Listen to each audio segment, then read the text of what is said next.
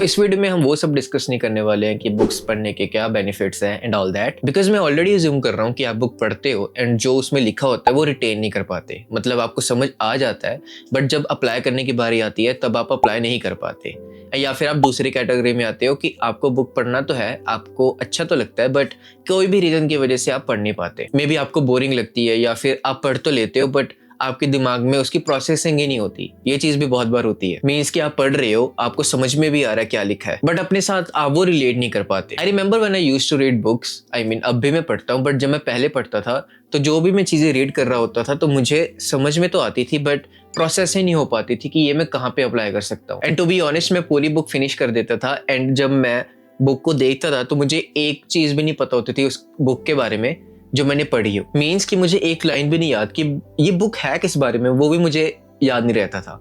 और ये मैं मजाक नहीं कर रहा हूँ, ये एक्चुअल में मेरे साथ कुछ बुक्स के साथ हो चुका है। देन मैंने फिगर आउट किया खुद से ही, मैंने कुछ वीडियोस भी देखी बट मोस्टली मैंने खुद से ही डिस्कवर किया कि कैसे जो इन्फॉर्मेशन है उसे रिटेन कर सकते हैं। मीन्स कि हम कैसे उस इन्फॉर्मेशन को एक्चुअल में यूज करके अपनी लाइफ में अप्लाई कर सकते हैं एंड जो एक प्रोसेस है बुक रीडिंग का उसे हम कैसे इंटरेस्टिंग बना सकते हैं। मैं भी एक पहले वैसा पर्सन था जो बुक को देखते ही उबासी मारता था एंड आंखों में से पानी आ जाता था टू बी ऑनेस्ट। तो मुझे इंटरेस्ट नहीं था बट मुझे इतना पता था कि I want to be a reader, मुझे पढ़ना है, मुझे न्यू चीजें सीखनी है। तो ये बस ये डिजायर ने मुझे अपने आप ही सॉल्यूशंस तक पहुंचा दिया। एंड नाउ फाइनली मैं अपने एक्सपीरियंस के थ्रू एक वीडियो बना सकता हूँ एंड आपके साथ शेयर कर सकता हूँ कि कैसे आप भी बुक को इंटरेस्टिंग बना सकते हो एंड जो भी आप पढ़ोगे उसे रिटेन कर सकते हो एंड अपनी लाइफ में एक्चुअल में कहीं पे अप्लाई कर सकते हो। इफ आप भी इन सब प्रॉब्लम्स में से कुछ फेस कर रहे हो तो कांग्रेचुलेशंस, आपको इस वीडियो में उसका सबका आंसर मिलने वाला है। एंड अब ध्यान से सुनना जो मैं बोलने वाला हूँ एंड जो लास्ट टिप होने वाली है वो बोनस टिप होने वाली है। तो मेक श्योर कि आप सारी वीडियो को अच्छे से देखो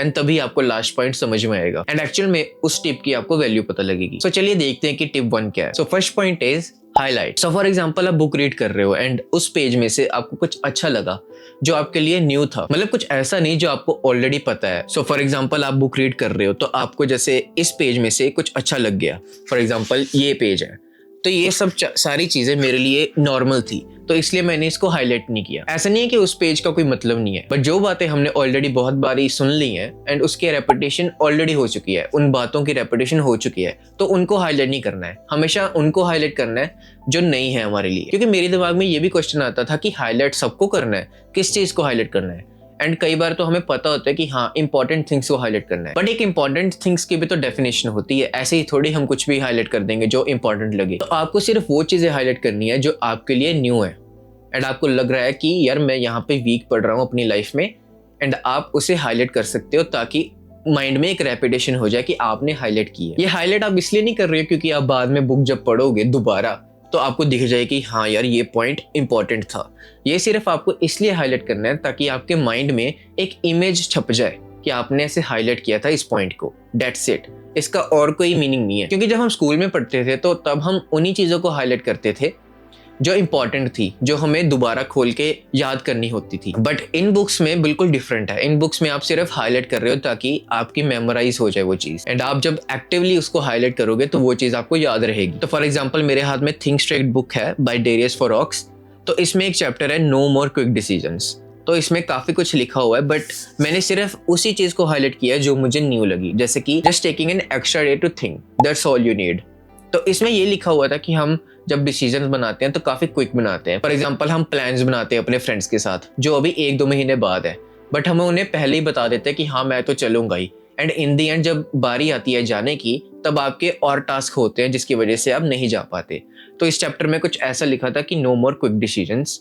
तो मेरे लिए ये काफी न्यू था कि एक एक्स्ट्रा डे ले सकते हो आप सोचने के लिए, वरना हम क्या करते हैं उसी टाइम बोल देते हैं कि हाँ हम आ ही जाएंगे, हम बनाओ प्लान, हम आ ही जाएंगे। बट ऐसा होता नहीं है। इन द एंड हम ही वो पर्सन होते हैं मोस्ट केसेस में कि हम ही ना बोल रहे हैं या फिर आपके फ्रेंड्स ना बोल रहे हैं। तो उनके साथ भी यही चीज हो रही है कि लास्ट में उनके पेरेंट्स ही नहीं माने।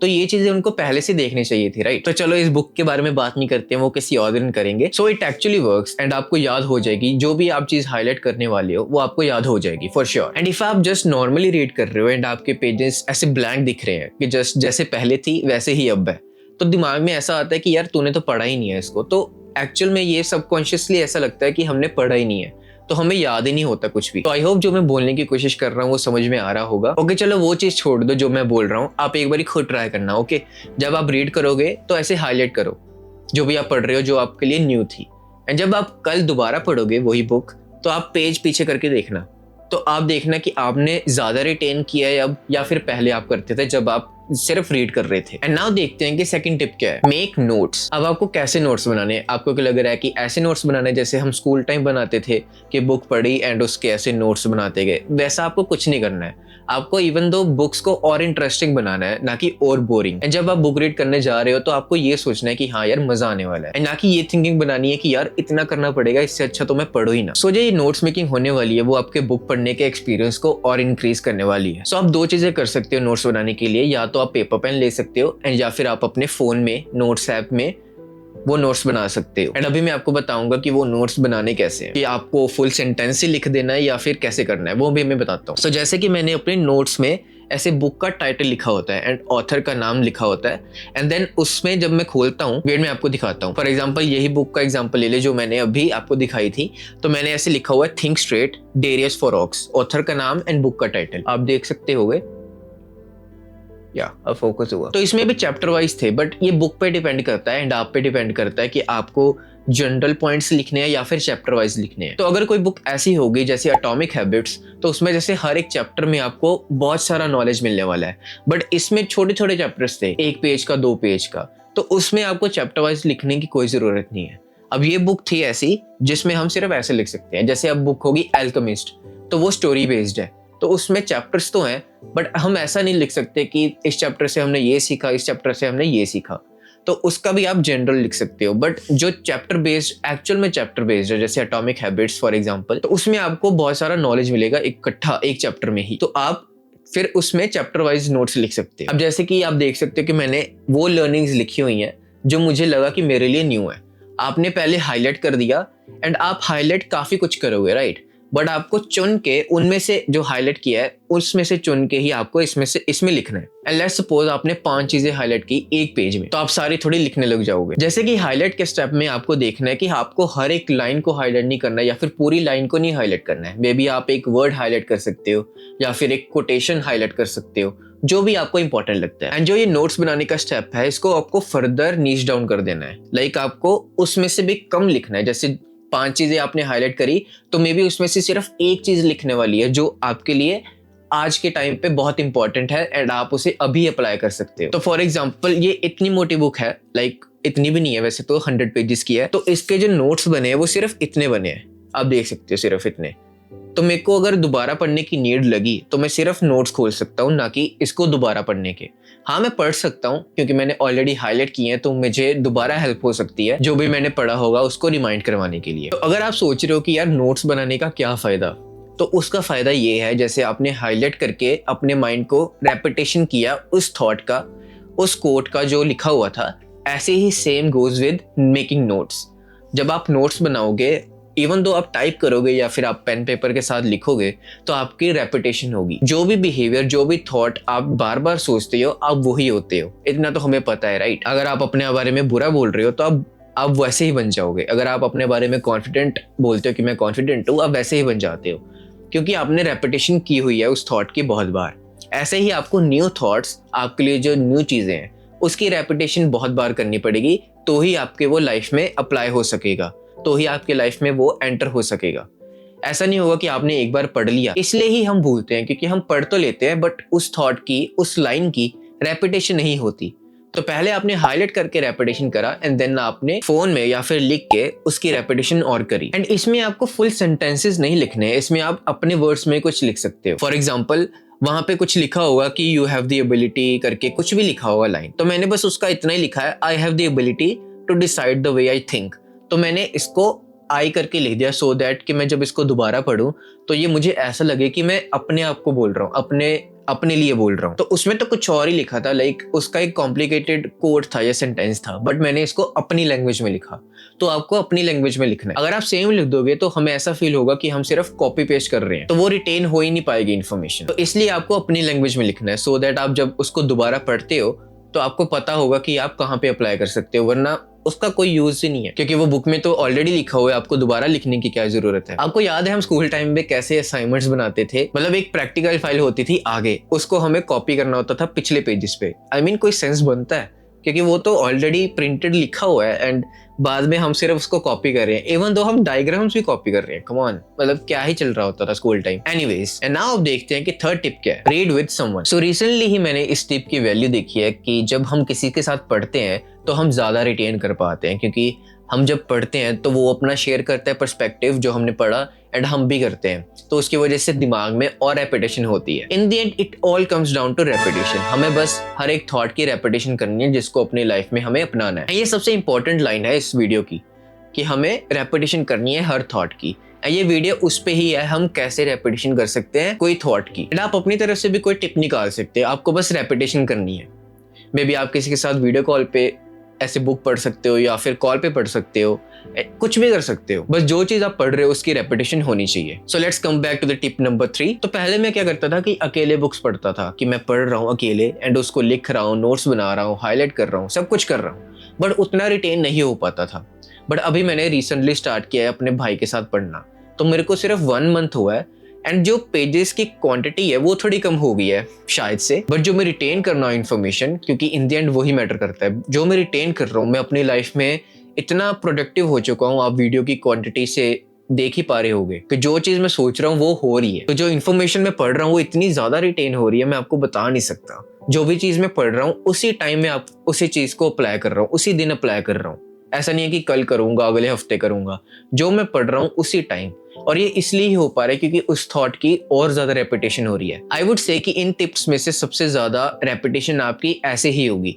आप किसी के साथ पढ़ रहे हो तो आपकी रेपिटेशन होती रहेगी, वो अपना शेयर करेगा, एज ए सेड आप अपना करोगे, तो मे बी आपको न्यू सीखने को भी मिल सकता है कि यार ये बंदा इस चीज को ऐसे देख रहा है, मैं तो इसको ऐसे ही देख रहा था, बट एक और पर्सपेक्टिव है इस चीज का। आप कोई भी अपना पार्टनर रख सकते हो, मे बी आपका कोई फ्रेंड हो सकता है, आपका भाई हो सकता है, आपके इवन पेरेंट्स भी हो सकते हैं अगर वो रीड करते हैं या फिर उनको पसंद है। आप कोई भी चूज करो जिसके साथ आप कंफर्टेबल हो, एंड आप खुद देखना कि आप अकेले पढ़ के ज्यादा अच्छे से पढ़ पा रहे हो या फिर किसी के साथ, आप खुद देखना। तो जैसे कि मैंने बताया था कि लास्ट का टिप सबसे इंपॉर्टेंट होने वाला है, तो अब अपनी अवेयरनेस को और बढ़ा लो। सो ये जो टिप है इससे भी आपकी रेपिटेशन होगी थॉट्स की, ये सबसे इंपॉर्टेंट है। क्यों? क्योंकि इस टिप में जो आपको करना है वो ये करना है कि जो भी आप पढ़ रहे हो उसको उसी दिन या फिर उसी टाइम पे अप्लाई करना है।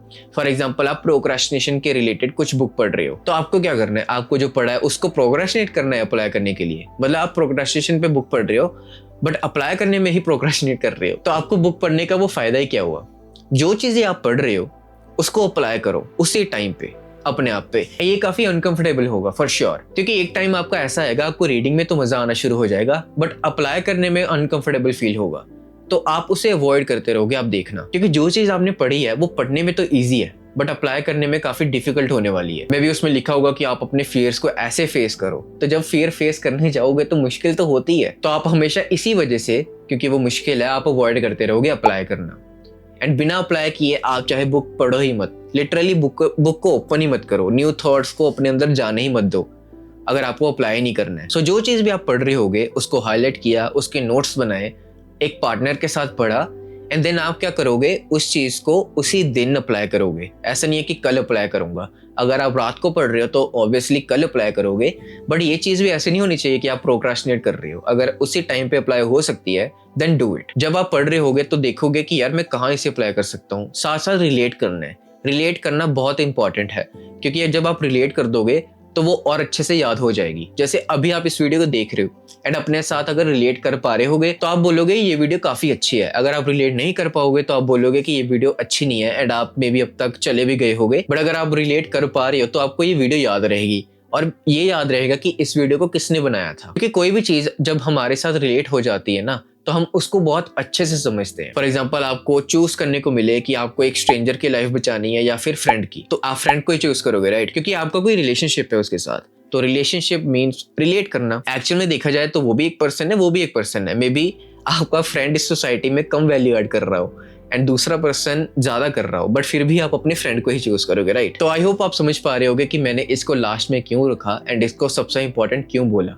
क्योंकि आप अगर कोई भी चीज पढ़ रहे होगे ना, आप रिलेट नहीं करोगे, आप बोलोगे हाँ यार बात तो अच्छी है, ये बंदा ये कर सकता है, मतलब आप किसी और पे अप्लाई कर दोगे। कि ये बंदा ऐसा कर सकता है। आपको अपने आप को ही इम्प्रूव करना है हमेशा, आपको कभी भी दूसरों को नहीं करना। इवन दो मैं ये वीडियो बना के खुद की रेपिटेशन कर रहा हूँ, जो भी चीजें मैंने पढ़ी हैं उसको मैं रिपीट करना चाहता हूँ ताकि वो थॉट पक्का हो जाए। तो ये चीजें मैं कर तो रहा हूँ कि हाईलाइट कर रहा हूँ, नोट्स बना रहा हूँ, अपने भाई के साथ पढ़ रहा हूँ, बट इस थॉट को मैं और पक्का करना चाहता हूँ सो दैट मैं फ्यूचर में भी इसको भूल ना पाऊँ। तो इस वीडियो के थ्रू मैं अपनी रेपिटेशन कर रहा हूँ। तो आपको सिर्फ हमेशा अपने आप पे काम करना है, किसी के साथ रिलेट करने की जरूरत नहीं है, किसी को इम्प्रूव करने की जरूरत नहीं है, बस आप अपने आप को कर लो, वो ही बहुत है। So this was the video जिसमें मैंने शेयर किया है कि मैंने रीडिंग को कैसे इंटरेस्टिंग किया एंड जो चीजें मैं पढ़ रहा था उसको कैसे रिटेन किया, जो चीजें मैंने पढ़ी वो मेरे को याद कैसे रही। एंड आई होप कि आपको इस वीडियो से कुछ न्यू पर्सपेक्टिव मिला होगा एंड आपने कुछ न्यू सीखा होगा। And please make sure to subscribe अगर आप ऐसी सेल्फ इंप्रूवमेंट के रिलेटेड वीडियोस को मिस नहीं करना चाहते। So guys that's it for the video and I will see you in the next video.